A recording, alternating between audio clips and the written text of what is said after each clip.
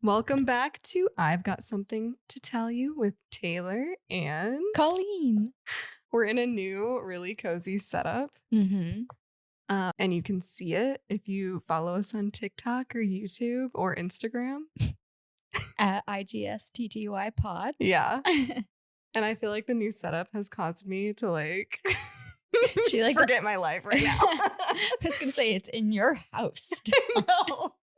I was so excited about it though. It's so cute. You put candles out. I know. We were trying to adjust our video so that we could get the candles. And then we were like, why don't we just move the candles? That's what I'm talking about. It's just there was a lot more simple ways to do it. Yeah. And we were just we chose chaos. Yeah. I was so pumped all day about it that I was imagining it. So I'm so excited.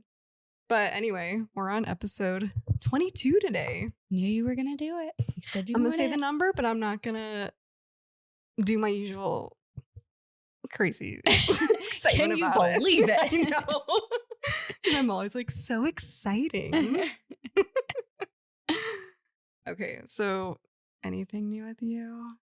Nothing exciting. I know I'm way behind, but the new season of Stranger Things is coming out. So we just finished the most recent one? Yeah. Oh, what did you think? It was really, I got pissed at the end. I'm not going to lie. When they killed Eddie? Well, That's his name, right? Yeah. Okay. But then there was all that. I don't care about the Russian thing. I don't care. I want it, get me to the people in the city and the town. That's all I care about. To be honest, I don't even remember the way that ended. That came out a long time ago now, right? I own that I'm behind. Okay. No, not that wasn't a shot at you. But I was that took them a long time to film, I think. Yeah, but I think it's because of there were writer strikes and stuff. And the freaking episodes are 2 hours long. It's like watching a movie.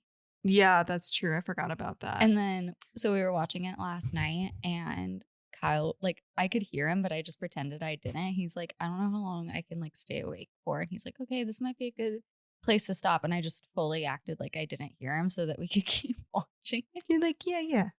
I was just pretending I was watching it really intently. That season though, I remember that one's pretty scary. Did you think so? The lifting of the people and the eyes and stuff, that really freaked me out. I didn't watch any part of that. Kyle would warn, because he's seen it before, so he would warn me when those parts were coming. If he remembered. There were a few that got through, but yeah, I liked it. Sweet. Can't wait for the new season. So when is the new one? Do you know when the new one comes out or no? No idea. Okay. Probably should have done my research before we'll look it up later. Okay. I was going to tell you that I was going to tell you about a TikTok that I watched. Oh, yeah. And I wanted to rewatch it before I talked about it, but I think I kind of remember the key points. But my friend Michelle sent it to me. And it was about it's this girl telling a story. And she's like, I went to a hair salon and I think they put a curse on me. And she starts telling the story. And it's actually this really it's a big hair salon on TikTok. They have almost 500,000 or 600,000 followers. And the thing about their salon that's a little different is they ask consent to touch your hair before they do it. And I might have seen this. Mm-hmm. Okay. Yeah. So she went there and she got her hair cut. And when she went home, she was and it was a good vibe in there and everything. And they asked for the consent and stuff. And she was like, okay. And then she went home and she was like, I didn't really like it that much. I felt there was something that was uneven. So she goes back in. Well, I think no, she messaged them first and she was just letting them know what she didn't really like it that much. Mm-hmm.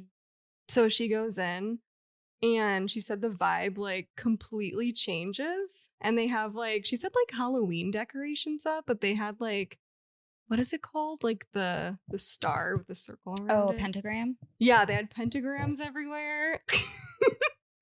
And so they had this regular music playing, pop music. And so the people in the salon, once they left, all the people that worked there went to the back and they start playing this chanting music. And she records it and she plays it on the TikTok. And then she realizes they put salt around her chair. was just like, what the fuck? And so she felt like they like put a curse on her, which I mean, I don't blame her if all that happened. And she took pictures and stuff too. And like on the salon like counter, there's these creepy like voodoo dolls. It's just like wild. But I have like heard from a friend like a long time ago that like touching hair or something, like there's some like, I don't know, like superstition about that. Like you shouldn't let people like touch your hair. Really? Yeah.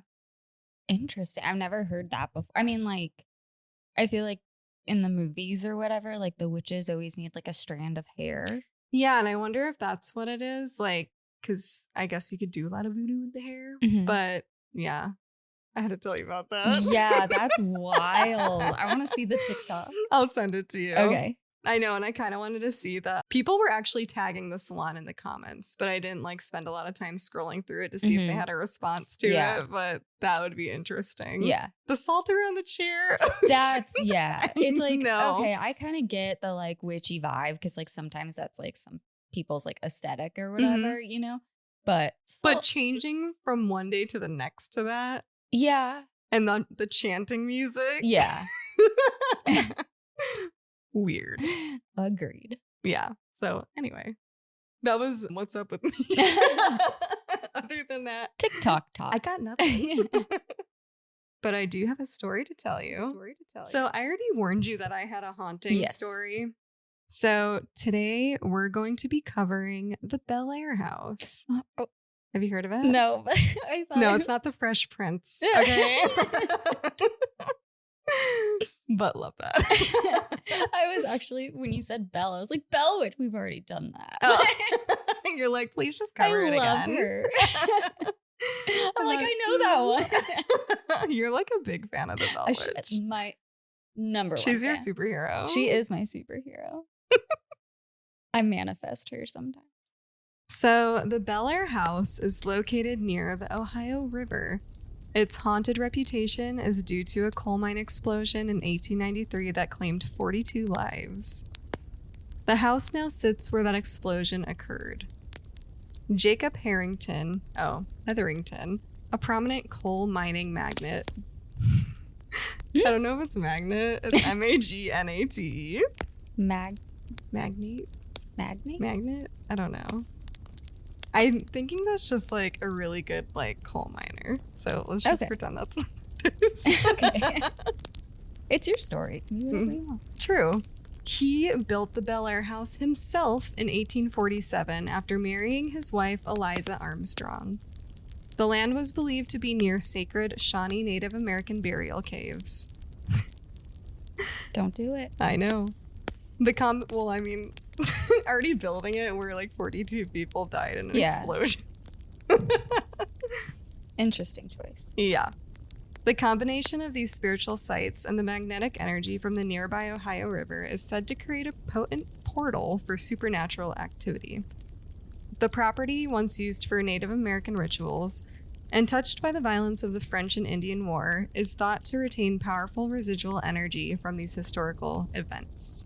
The house is believed to be built on ancient ley lines, which are theoretical pathways of spiritual energy that connect significant landmarks, which I did not know that. That's really cool. That is really cool. According to Kristen Lee, the current owner of the home, she's quoted saying, "A hotspot of paranormal activity.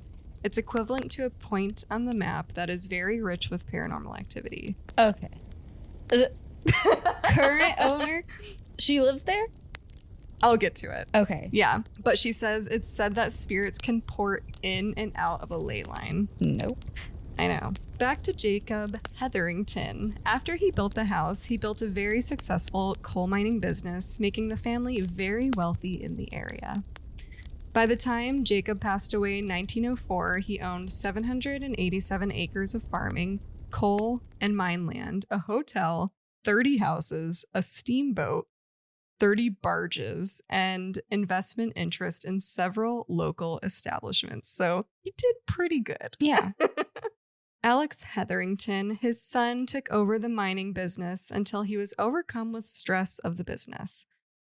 Which I don't blame him, because that sounds like his dad owned a lot. Yeah. It's a lot for one kid to do. Right? According to the family, he was ordered to the Athens asylum in December of 1887, receiving a diagnosis of non-compos mentis, meaning he was not of sound mind. So it Just took a toll on him. That feels like something like the everlasting faint when we talked about that. Just like a catch-all kind of like diagnosis. Yeah. It's like they're like, he has the non-compos mentis. Mm-hmm. He caught it. Yeah. Very contagious. Right. Just a bunch of people walking around with no sound mind. That was us trying to figure out the candles earlier. I know, I definitely did not have a sound mind. Pretty sure I still do. To be continued. We're going to get her diagnosed later, don't you worry. I know.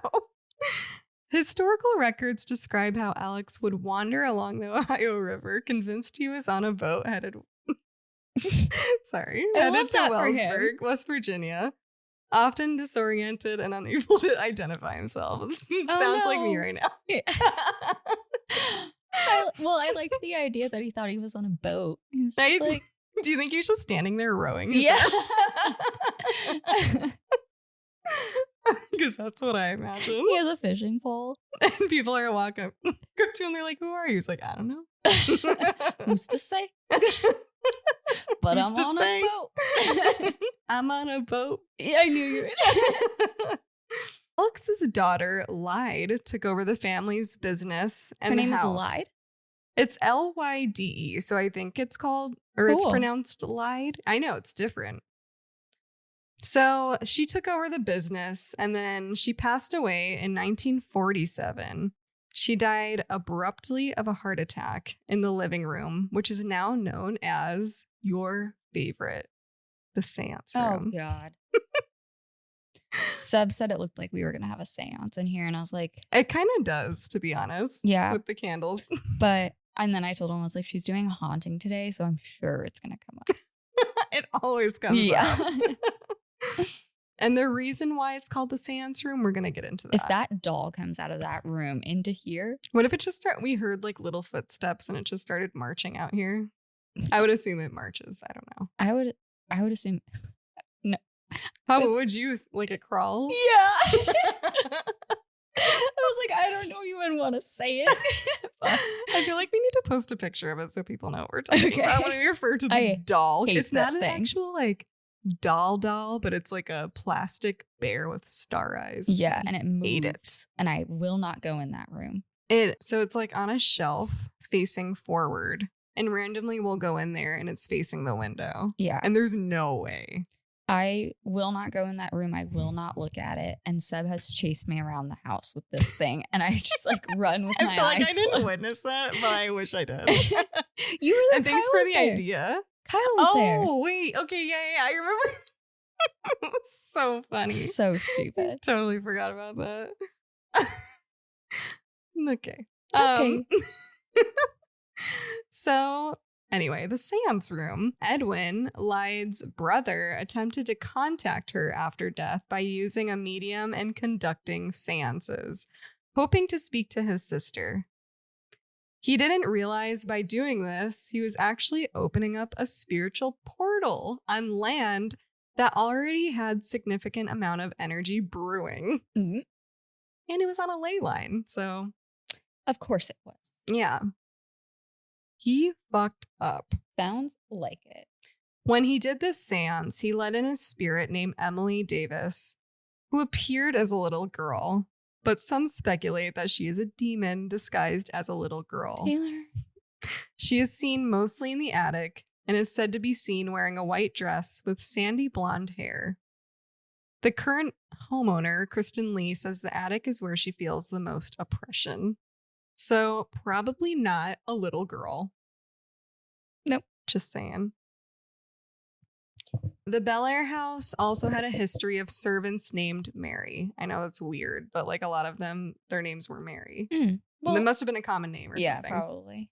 One of the Marys had a baby within the house, and according to the lore, this child's bloodline was crucial in strengthening the entity in the house. Hate that. I know, me too. Poor kid. Mary's child was lured to the attic window and tragically fell to his death. Well, how old was he? I don't know. Mm. I'm assuming little. Yeah. This wasn't the first person to be lured to do this. This event repeated itself with another child within the house and then with an investigator. What? The investigator fell out the window? So I couldn't find anything expanding on that information, but that story was on the actual official website. Oh, wow. So it must have happened like, because obviously they have people that can go there and conduct like paranormal investigations now. So I guess it happened, and they also mentioned it. I watched BuzzFeed Unsolved video and she mentioned it on there too, but with not any information, unfortunately. So after Edwin passed away in 1962, the house went through several owners before going into foreclosure in 2005. They would only live there momentarily before activity in the house made them leave. While the house was abandoned, neighbors would see activity in the vacant home. They claimed to have seen movement in the house and people peering through the windows when nobody lived there anymore. It was eventually acquired by Kristen Lee, who is a mental health professional as well as a psychic medium. And she claims that when she moved there, she was not a believer. She was a total skeptic, like did not believe in that stuff at all. But she's a medium? I'm assuming from living there, I wonder if like picking up on stuff kind of opened it up a little bit or just being open to it. I didn't find anything else where she expanded on that, but that's just my guess. Okay. She's like, it's only how I make my living, but I don't believe it. I'm a psychic medium, but I don't believe in ghosts. Mm-hmm. Her original home was destroyed in a flash flood, and she came across the Bellaire House at a foreclosure sale. And she thought she got super lucky with purchasing the home for only $46,000. Oh, wow. So she's like, score. I just lost everything. Like, I'm going to get this house. Mm-hmm. So soon after the family moved in, they would hear voices. Things would disappear mysteriously, and she would hear footsteps in the attic. One night, Kristen fell asleep on the couch in the living room. She claimed to have awoke to a man standing in her living room who she could see through. She watched as he walked away and vanished before her eyes. She said that room became so cold that she could see her breath. Oh my God. That's crazy. Crazy. She played off that occurrence to being overly tired as they had just dealt with the tragedy of their home being destroyed and like moving their life into this house. I was like, okay, maybe it was like a little bit of a dream or something. It wasn't. It wasn't. Spoiler alert. Spoiler alert. However, the encounters began to escalate, getting more aggressive.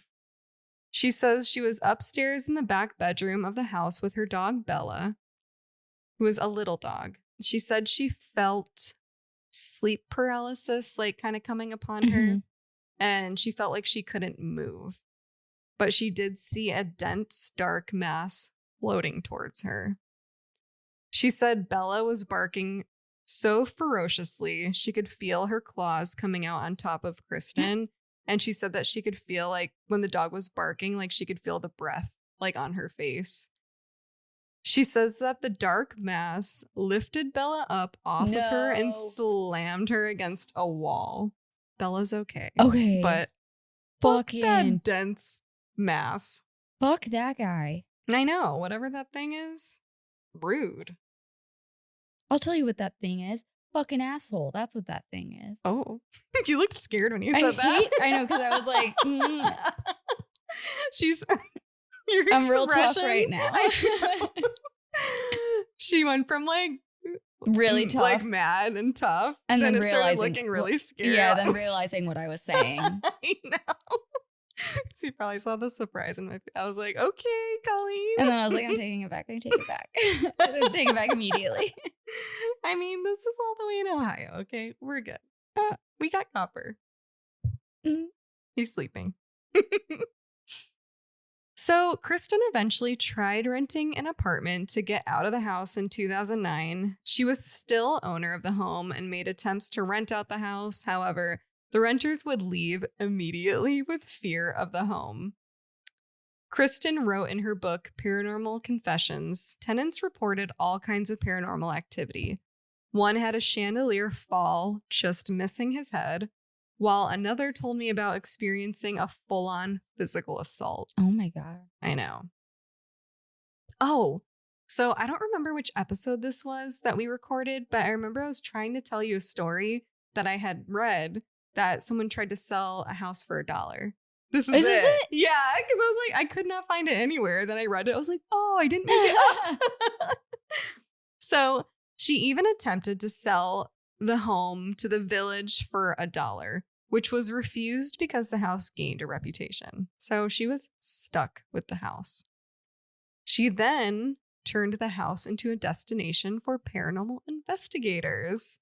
So it ended up working out for her. So things that have been experienced by guests in the house. Apparitions and shadow figures. Guests have claimed to see full-bodied apparitions, especially a man believed to be Edwin Hetherington. Shadow figures are often seen darting through rooms or standing ominously in doorways. I hate the darting. I hate the ominous standing. I hate that too, but the darting... I forgot to tell you. Quick story. Oh, God. It's very short. Okay.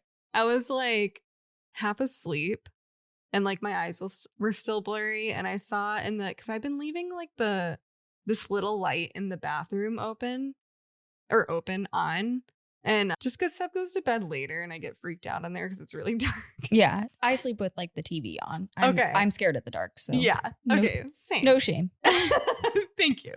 So like my eyes are barely open and I see this dark figure like go into the bathroom and I was like, because it was right as I was opening my eyelids. So I was like, was that me?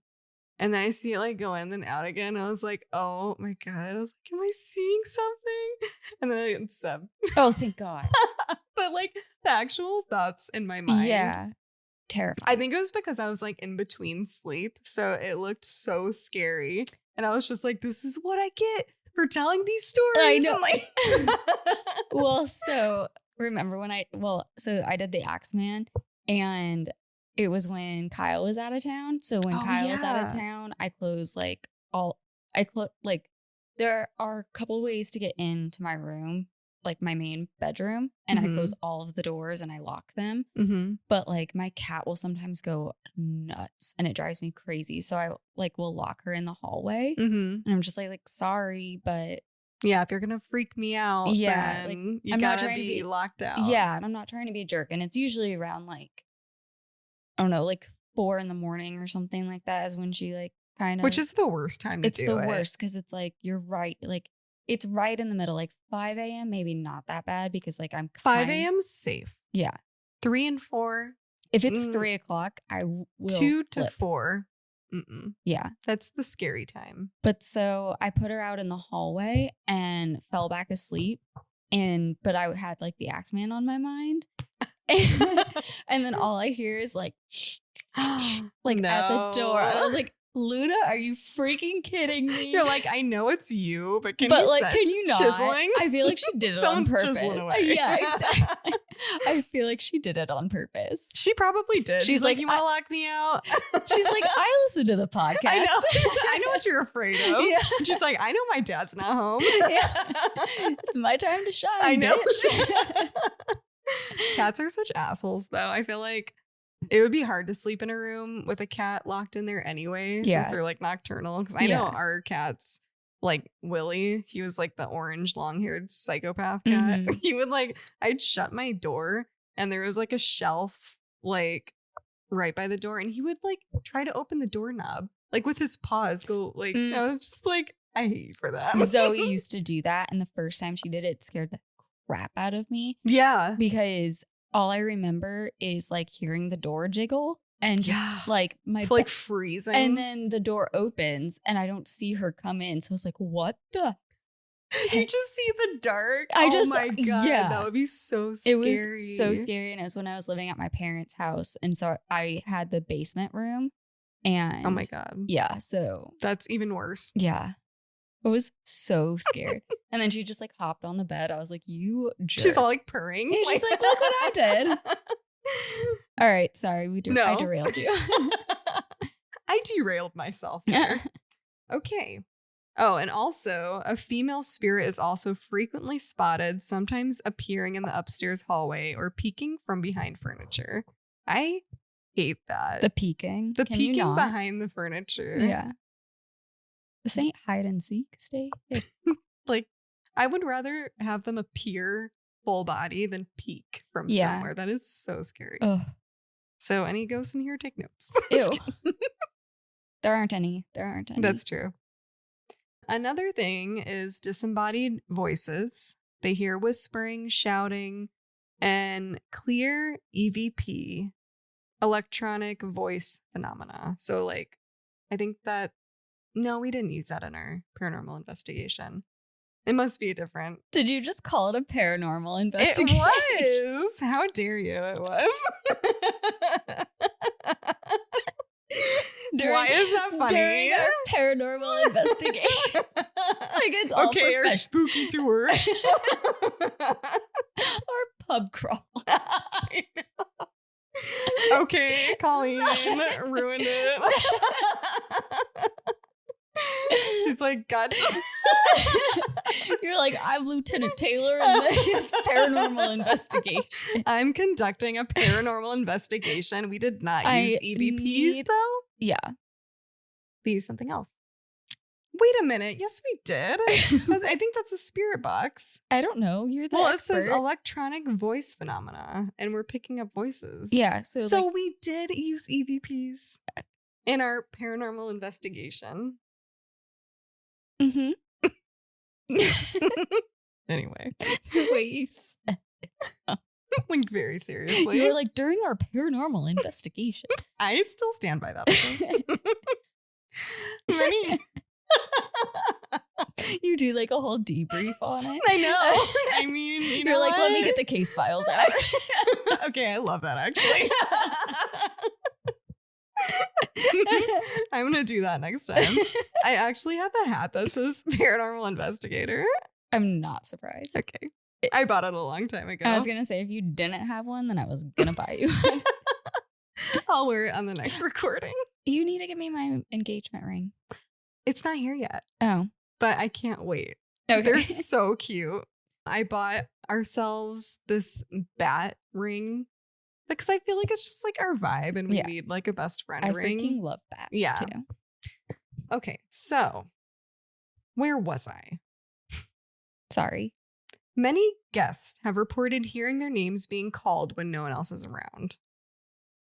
And that was the last of the disembodied voices. The next thing, violent poltergeist activity. Items like lamps, books, and even furniture have been known to move on their own. Doors slam violently, sometimes locking guests inside the rooms. It's so scary. Guests have felt physically pushed, scratched, or had their hair pulled by unseen forces. Yuck. So it's like an entire house of bell witches. Pretty much. It's like a whole house of ghosts on level like 5,000. Whoa. That's what it sounds like to me. It's not the Bellaire House, it's the Bell Scare. It is. Episode name. Title. Ouija board warnings. Paranormal teams who've used Ouija boards in the Bellaire House often receive urgent messages to get out. Yeah. Or are warned not to go into certain rooms. Sessions have also channeled supposed demonic entities or spirits that pretend to be helpful before turning aggressive. Basement dread and malevolent energy. The basement is a major hotspot, like we talked about already. Many people report overwhelming feelings of dread or nausea when entering. Mediums and psychics have sensed portals or openings to other dimensions down there. and your room was in a basement. I just thought that. I know. There was like a portal down there. Oh my God. No. Possession or oppression sensations. Several investigators have left the house reporting days or weeks of emotional turmoil or illness after their stay. Some claim to have been temporarily possessed or felt something trying to get inside them. And that's in quotes. Gross. Animal reactions. Dogs brought to the house often bark uncontrollably or refuse to enter certain rooms. I would not bring my dog there after hearing that story, though. So rude. Okay. Yeah. Why do they bring the dogs? I don't know. What? Are they like the canine force for like paranormal investigators? I thought you were going to say like a joke or something. You looked really excited. I don't know. I think they're just like the ghost hounds. Oh, because you're saying because they're in paranormal investigators. Like if they have like a canine unit, that would be cool. The dogs are like, don't pull me into this shit. Yeah, I didn't sign up for this. Copper's like, that ain't my vibe. Yeah. Copper would I think he's snoring or breathing heavy. Copper would let you get attacked by a ghost before. I kind of feel like he would too. I'm sorry. I pet him and he jumped. I startled him. He's like, yeah, I would let you get attacked by a ghost. Okay. Dream invasions. Guests have reported strange, lucid dreams while staying the night, many of which involve spirits communicating or warning them. Some even claim to wake up and find shadowy figures hovering over them in the room. Very scary. Why? I'm sorry. Why do people go? Like, if you go and don't claim to not know what's going on there, and that's why you stay. Like, I think they go there for it. Yeah, I would. I wouldn't stay the night. Don't get me wrong. No, I would do a tour. I feel like you would too. I don't like this whole now you can do it because you're brave thing that you are. You're Braveheart. You and Kyle use it against me. You're like, that's how he got me to watch Stranger Things. Is he was like, you're like, you did a whole like. Okay, I'm not gonna say paranormal investigation again. You did a whole spirit box session. Actually, you did it 3 times. 3 times now. Yeah. Mm-hmm.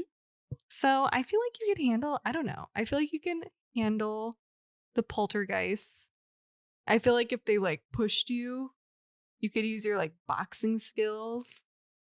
Listen, I'm brave on my own terms, and I'm not brave for the Bellaire House. Okay. Braverly.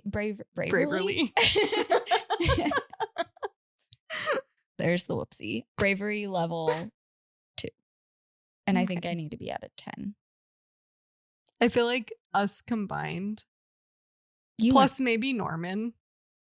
Maybe. No. Norman on the ghost tour left me in the doll. He wouldn't go in the doll basement. Are you serious? Okay, never mind. Okay, well, if it was just you and I feel like, yeah, I feel like we might not survive. Yeah. We need to equal 10, and I don't think we would even equal maybe like 7. Probably less than that. Yeah. I think we're like, you're like maybe a 4. Maybe. I feel like I go in really brave and I stay brave for a little bit until something really freaks me out. And then I'm like, I'm scared. Yeah. You get really quiet when you get scared. I do. I feel like I get really aggressive. That's so true, actually. Yeah. Yeah. Because when we're in that hotel, I did get quiet because I feel like as soon as the spirit box said my name, my heart was like pounding and then I just felt exposed. And then Colleen was scared, but then she was asking a ton of questions. Well, and then I was yelling at everybody, which Norman did cut a lot of it out because I think at one point I told like Kyle and Mike, my brother, I was like, shut up. I'm not joking. Shut up. Is that in there? Is it? Maybe you did it like a few times. Oh, yeah. I think I definitely heard some like warnings from you. If I'm remembering right. Maybe you did it a few times. Yeah. I definitely. I think you did. So anyway, that was the Bellaire House. I liked it. You did? Yeah. Okay, cool. It scared me. Not gonna lie. It's a little spooky. Yeah. I think it's like the assaulting, which is like because like the aggressiveness of like the poltergeist. I don't love that activity. Like we can go to like a haunted place if there's like don't touch me. I don't like when they say like a figure. Like what? Like what does it look like? A dark figure? Yeah. Like I think of like a Dementor. Yeah, I feel like those are scary though because of the mouth. Yeah. Yeah.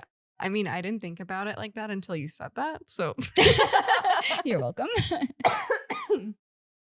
Sorry, startled Copper again. But anyway, do you want to take a break? Mm-hmm. Okay. And we are back. We're back. And Taylor, I've got something to tell you. Now I get to get cozy. I know. Get cozy. You got your coffee. Got my little candle ambiance. There you go. And my blanket. You good? Yes. You good, kid? Yep. I'm ready. Cool. Well, I'm going to tell you a survivor story today. Yay. I love those. Okay. Good. We've done a lot of axes recently, so okay. I love those too. I know I do too, but we're not an axe podcast. That is true. We love a lumberjack though. Sorry. Okay, so this is going to be the survivor story of Lisa McVey and how she helped catch a serial killer. Whoa. It's crazy. I'm super excited. Other reason is I love the show I Survived. Like, I had a hard time watching it for a long time because I feel like it became like too real. Mm-hmm. You know what I mean? Because it's the actual survivor telling their story.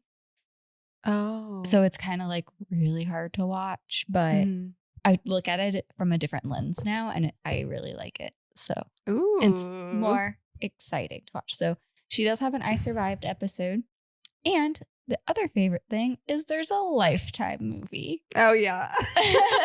She's a big Lifetime fan. Love that. So watched it multiple times. Her movie is called Believe Me, the Lisa McVey story. And she helped work on the movie. And she talked about how the movie was actually a really big part of her healing process. Oh, so, cool. Yeah. We're going to go in a lot about her life. I mean, come on. I already said it's a survivor, but we're still going to have some rough waters before we get to the good stuff. Yeah. Okay. Oh, fun fact. This is a shout out for Anissa because the movie was filmed in Canada and the sister in the movie is Lola from Degrassi. So, I know. There you go. Anissa? I mean, I don't know, but as soon as I saw her, I was like, Anissa will love this. Now she's going to go watch it. And do you watch Ginny and Georgia? Have we talked? I do. You do? Okay. The girl that plays Lisa in the movie is Abby from Wait, which one's Lisa again? The story that I'm about to do.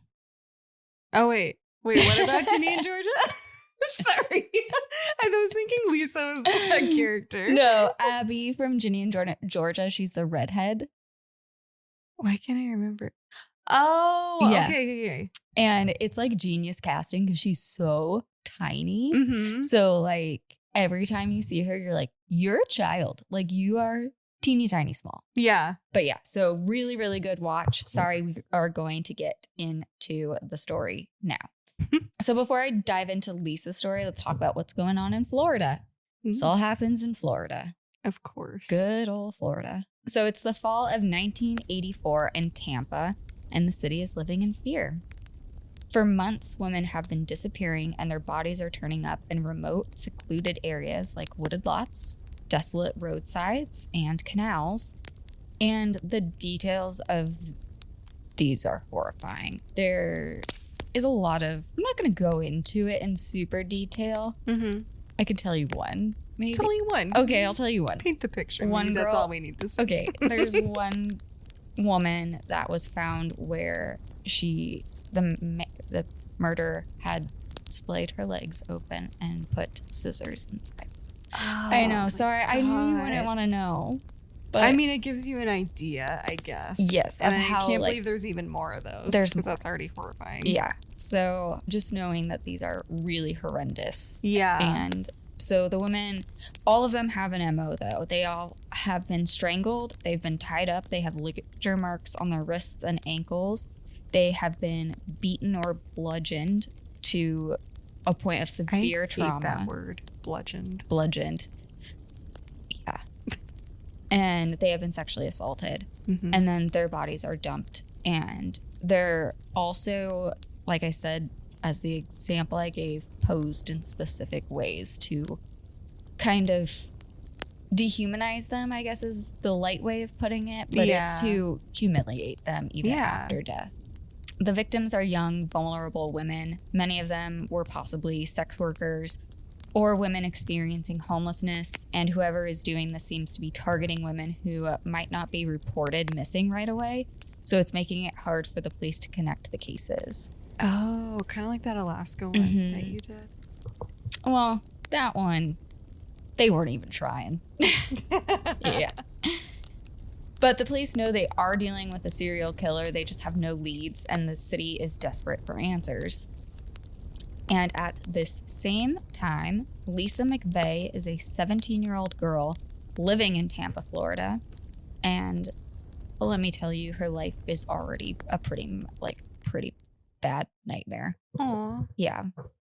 I'm going to quote Lisa in a lot of this because this is her story. So I watched also a lot of interviews. There's a great interview with her. Like, she just is incredible. Sorry. It's like it's like a local Tampa like news channel, but it's a really, really good interview. Ooh. Anyway, so Lisa said about her life that she was a child who was never wanted. I was abused physically, mentally, emotionally, sexually, you name it. I endured it. That's so sad. It's really sad. Her mom was struggling with substance abuse, so Lisa moved in with her grandmother, but her grandmother's house was far from safe. Her grandmother's boyfriend sexually abused Lisa for over 4 years, and Lisa later revealed that my grandmother knew. She knew what was happening, and she didn't stop it. That's crazy. It's the whole family is just like that. Mm-hmm. In the Lifetime movie, there's this scene where like Lisa's moving in with her grandma, and she's like so excited.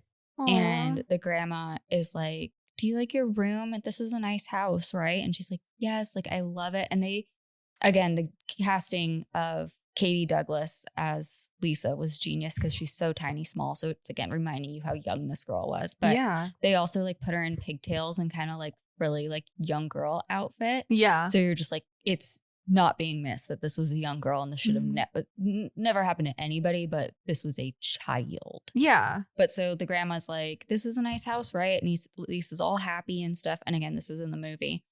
And the grandma says, "Well, sometimes we have to do things to keep nice houses." And then they just like pan, and the grandma's boyfriend is like lurking in the doorway of Lisa's room. It's disgusting. Yeah. But so Lisa felt trapped, abandoned, and hopeless. The escape that she thought by moving in with her grandma was actually turning into a hell.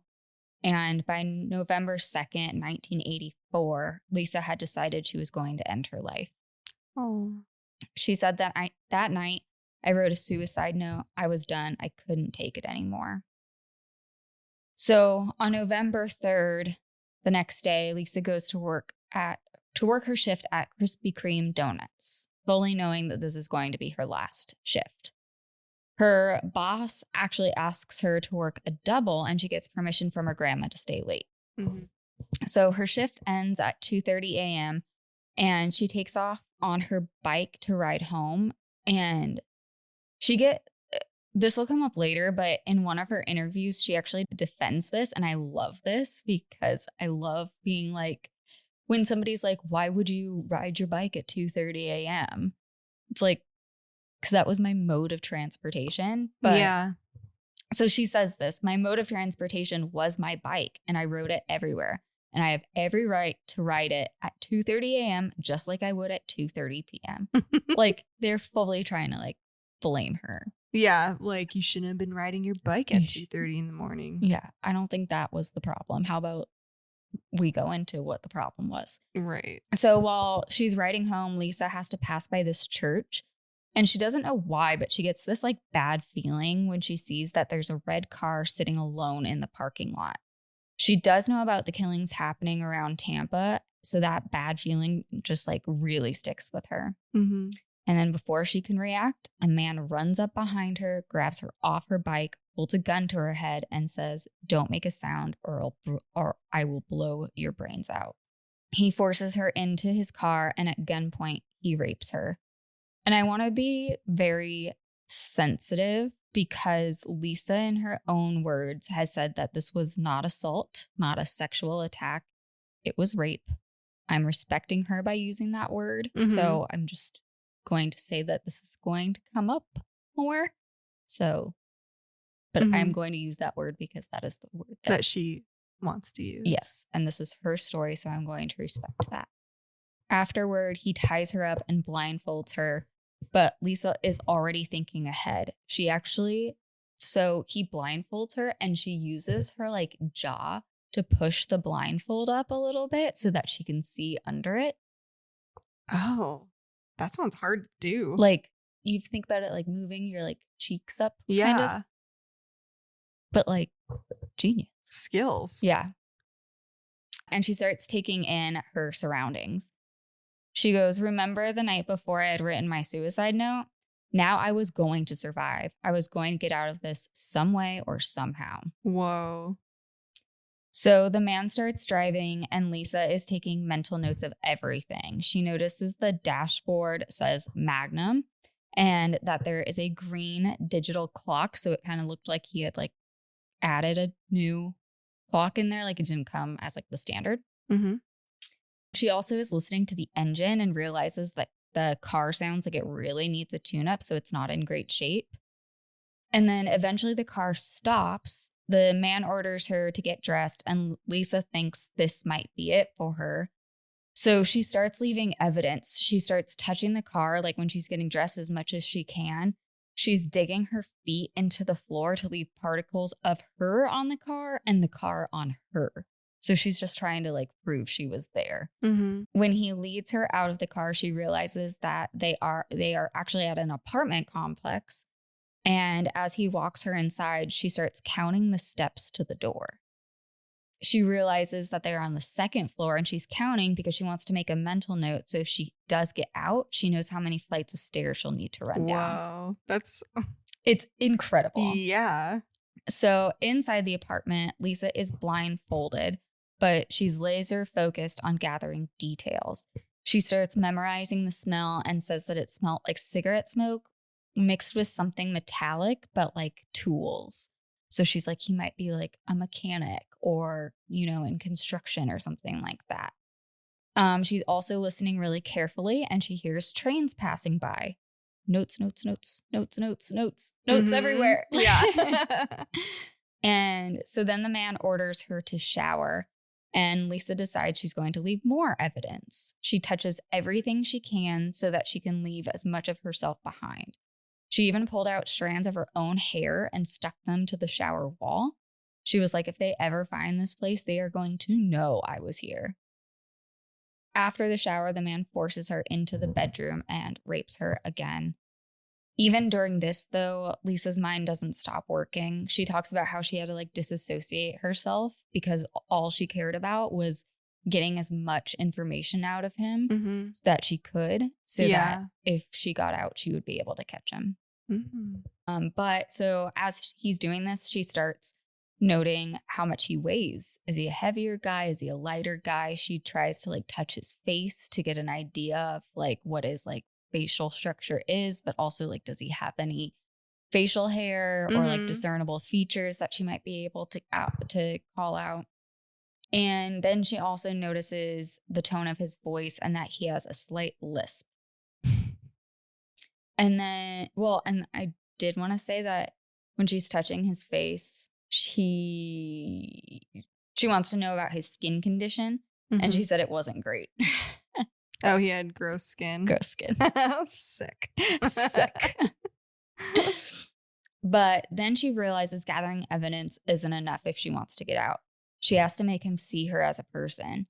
So she starts talking to him, telling him about her life, and she starts kind of mixing truth with lies to gain his trust. So she says she's an only child and that her dad is sick, and then if anything were to happen to her, nobody would be able to take care of him, which was a lie. Yeah. She even compliments him, saying, "You seem like a really nice guy." And she realizes that a lot of what he's sharing with her is like anger towards women. And so she's just like trying to be like nice to him. And she even says at one point, like, "I'm sorry, like women have been so cruel to you," or something like that. Oh, wow. Yeah.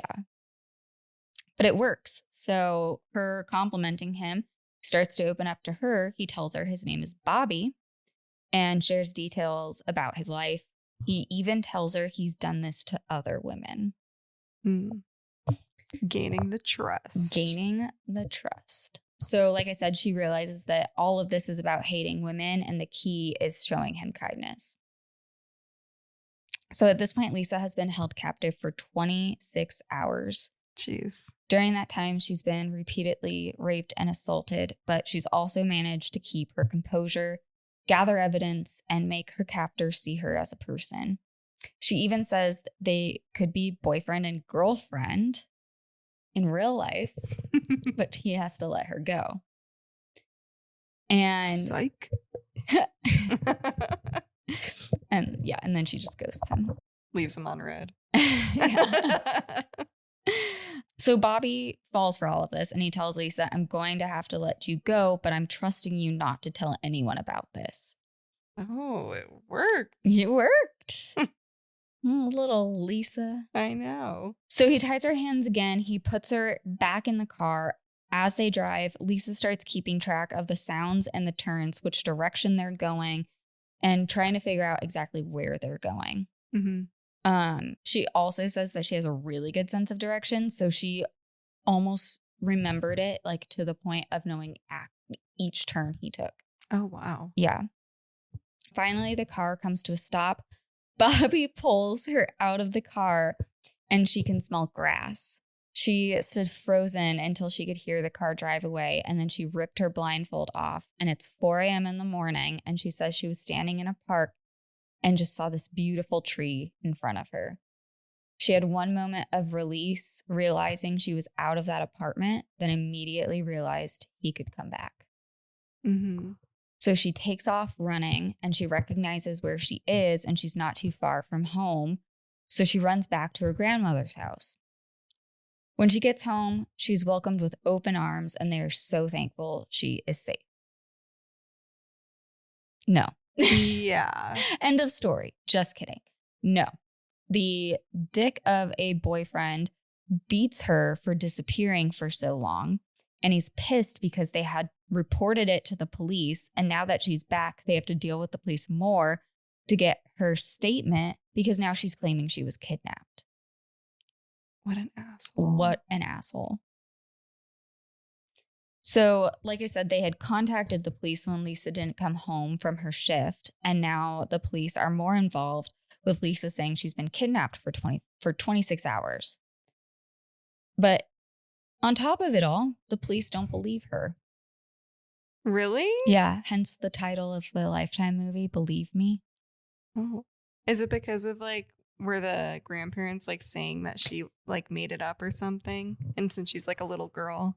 Yeah, there's a lot of it. So like they asked her why she would ride her bike at 2:30 a.m. Oh, that's right. At one point they're like, just admit it, you were out to meet a boy or you were like partying with your friends. God. Like you're just trying to like make something crazy up to get out of like getting in trouble. Yeah.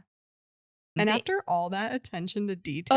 Oh, yeah. And that's the other thing is like they even doubt that she got these details because they're like, you wouldn't be able to keep that calm in that type of situation. Nobody would like get this level. You're like, okay, tell me how I am then. Yeah. Like, what do you want from me? So annoying. Yeah. Frustrating. She doesn't back down though. She insists that she was kidnapped. She was held at gunpoint and she could prove it. And finally, one of the officers calls in Detective Larry Pinkerton. I love that name. We love him. So when Detective Larry Pinkerton of the Hillsborough County Sheriff's Office hears about Lisa's case, he immediately knows something is different. Lisa's already told the responding officers everything she can remember, details about the car, the apartment, the man's voice, and even the smell of his home. So when Larry meets Lisa, he says, "When I sat down with her, I could tell she was telling the truth. She wasn't just giving random details. She was remembering specifics only someone who had been there could know." And so she tells him everything. And he listens very carefully. That he says the level of detail she remembered was incredible. He'd never seen anything like it in all of his years of law enforcement. Dang. So obviously Pinkerton.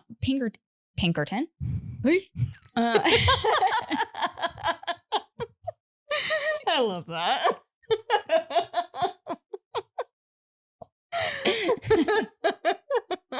You just need to do that every time you mispronounce a word. My exasperated annoyance with myself. Just remember Pinkerton like Weezer. Yeah. Well, remember Pinkerton Security? Yeah. Okay, that's why it sounds familiar. Yeah, unrelated to him, I think, but... Yeah, but still. I mean, it's not like... I don't think it's common. Yeah. Okay, so... Pinkerton not only believes Lisa, he is inspired by her. He knows that Lisa's information could be the key to solving more than just her case. He clearly thinks that this isn't like a one and done situation, especially with the guy saying that he's done this to other women. And the details she has provided match the profile of the killer responsible for that string of murders that Tampa has been living in fear about. So all those women. So he starts connecting the dots and realizes Lisa's abductor isn't just a rapist, he is a serial killer. Mm-hmm. And Lisa is now the only victim who has escaped to tell the story. Dang. So with Lisa's detailed account, Detective Pinkerton and his team get to work. They focus their efforts on areas near the train tracks, narrowing their search for the apartment Lisa described. And her memory is so sharp that they know they're looking for a second floor apartment in a complex with specific smells and sounds. And at the same time, they also put out a BOLO, which BOLO, be on the lookout, for a red Dodge Magnum with a green digital clock on the dashboard and an engine that sounds like it's on its last legs. Super detailed. Super detailed. Also, while this investigation is going on, Pinkerton and Lisa are like staying super like in close contact. Mm-hmm. He says, "She was my partner in this investigation. She was determined to help us catch this guy. She didn't let fear stop her." Oh, I love that. So with all of the details Lisa has provided, there's one thing that ties everything together. Lisa recalls a stop during her abduction. She tells Pinkerton that at one point, her captor stopped the car, got out, and used what she said sounded like an ATM machine. She couldn't see much, but she could hear the distinctive beeping of the machine. Mm-hmm. So Pinkerton's team pulls ATM records from the area, cross-referencing the time Lisa was held captive, and then they freaking find him. Dang. That's crazy. It's nuts. So the time of the ATM transaction that they find lines up perfectly with Lisa's abduction, and the account is registered to a man named Bobby Joe Long. So on November 16th, 1984, just 12 days after Lisa's escape, the police make their move. They pull Bobby Joe Long over while he's driving his car, and the arrest is quick. The evidence against him is overwhelming. See? Heck yeah. After his arrest, Bobby Joe Long confessed to a horrifying string of crimes. He's faced with overwhelming evidence, including Lisa's testimony, forensic evidence, and his own admissions. He had confessed to abducting, raping, and killing at least 10 women in the Tampa area. Jeez. He also admitted to raping dozens of other women during a spree that spanned years. Dozens? Dozens. He was charged with first-degree murder, kidnapping, and sexual battery in connection with Lisa's case and the murders of 10 women. He was sentenced to death for the murders and received multiple life sentences for the other charges. For decades, though, Bobby Joe Long sat on death row at Florida State Prison because he kept filing appeals to delay his execution. But on May 23rd, 2019, more than 30 years after his conviction, Bobby Joe Long was executed by lethal injection. So that interview that I told you about the local, Tampa news channel with Lisa is right after because he had been appealing it. Mm-hmm. It was right after they finally were like, we're not going to allow any more appeals and we're going to put him to death. And she does an interview. Dang. It's really cool. I need to watch that. Yeah. She's amazing. So, and Lisa was there at his execution. She said she wanted to look him in the eyes one last time. I wanted him to see that he didn't break me. Fuck yeah, Lisa. Aww. When asked how she felt about his execution, Lisa said, I don't celebrate death, but I celebrate justice, and justice was served. Hell yeah, it was. Hell yeah, it was. But Lisa didn't just survive her abduction. We're now going to talk about what she did after. Ooh. Okay. So after surviving Bobby Joe Long, Lisa knew she wanted to help others and prevent people from experiencing the pain and terror she had endured her whole life. She later said, I wanted to be the person I needed when I was growing up. I wanted to protect people who couldn't protect themselves. Aw. I know. True to her word, Lisa joined the Hillsborough County Sheriff's Office, the very agency that helped rescue her, and she became a deputy and dedicated her career to protecting her community. She didn't just work with law enforcement, she became a school resource officer where she mentored children and teenagers. She used her position to educate kids about safety, self-worth, and how to seek help if they were in danger or experiencing abuse. Oh. Yeah, she's amazing. That's so cool. Lisa later said, I wanted to make sure no child ever felt as alone as I did growing up. If I could help just one kid, it was worth it. She also became a powerful advocate for victims of sexual assault and abuse. She used her voice and her story to empower others to come forward and seek justice. Mm-hmm. She frequently speaks at events, sharing her journey of survival and resilience. And her goal is to show others that no matter what they've been through, they can overcome all of it. Your past doesn't define you. You're not what happened to you. You're what you choose to become. I love that. I know. I love her. Honestly, you have to watch some of her interviews. She's unbelievable. I want to. The Lifetime movie. So in 2018, Lisa's story was brought to life in the Lifetime movie, Believe Me, The Abduction of Lisa McVey. I think I said the story of Lisa McVey or something before, but it's the abduction of Lisa McVey. Mm-hmm. Sorry. And she worked closely with the filmmakers to ensure the movie was as accurate as possible. Even though reliving the trauma was difficult, because I will tell you that it is not easy to watch. I was wondering. Yeah. Yeah. It is definitely not easy to watch, but she did say it was a huge part of her healing process, and she wanted people to see the truth, to see how I fought, and to know that they can fight too. Mm-hmm. She's also very, again, she's very clear on she survived it, but it wasn't easy. And what she went through was horrifying. Yeah. But she survived it. Mm-hmm. And she doesn't hold back on the details of it because she thinks it's important for people to know. That's kind of what I thought when you said that, just for all the work that she's doing with people that have gone through that. Mm-hmm. It sounds like she's I need to get this exactly how it was, even if reliving it is what she has to do. She's also received numerous awards and accolades for her work in law enforcement and victim advocacy. She was recognized by local and national organizations for her contributions to public safety, her mentorship of young people, and her tireless efforts to support survivors of abuse and assault. I'm going to end with one last quote from Lisa.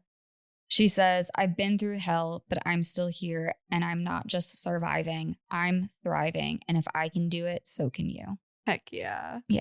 I love that. Yeah. So that is the incredible survival story of Lisa motherfucking McVey. And how I loved that story. I'm sorry. No, and just how she shut up. I haven't done it.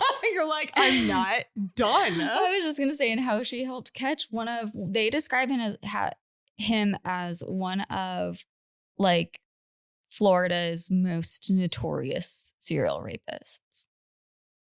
Well, yeah, he You're dozens of women? dozens. That's on top of the 10. That's crazy. Yeah. Stupid ass Bobby Joe. Dumbass Bobby. But yeah. Well, loved that story. Yay. I love a survivor story. We love a survivor story. So thank you everybody for listening. If you want to send us your own scary stories, they could be paranormal or they can even be creepy stories. I was gonna say, you come across a creeper or something. Or what were you going to say? I was going to say, maybe you guys want to conduct your own paranormal investigations. You know what? They should. Email us about it. Grab your EVPs. Yep. But you want to tell them the email? It is igsttystories@gmail.com. And then follow us on TikTok, YouTube, Instagram. I think that's it. Yeah. At IGSTTY pod. Did I spell it right? Yeah, but that's my job. I know, sorry. I'm fired because I can't talk today. But yeah, thank you for listening. Later. Bye.